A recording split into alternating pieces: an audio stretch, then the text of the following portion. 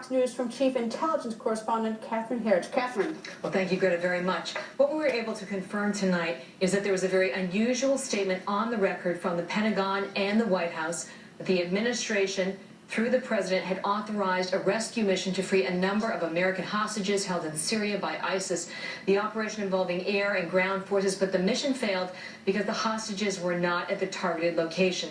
Now, the intelligence value of the video, what we understand, it goes far beyond the identification of the American journalist James Foley and Steven Sotloff. The analysis includes the identification of the executioner, whether he is a known jihadist to the FBI, as well as the date and location where the beheading was carried out. The fact that Sotloff and Foley were together, possibly in an ISIS stronghold of Raqqa, shows a level of sophistication and coordination. And while U.S. officials say at least 2 other Americans are being held by ISIS, including Sotloff, who was in the video, and a U.S. aid worker, today the State Department offered few details. The video and its horrifying simplicity carry multiple messages from ISIS and its objectives. These orange jumpsuits are synonymous in jihadi propaganda with Guantanamo Bay, even though the prison clothing was abandoned more than a decade ago.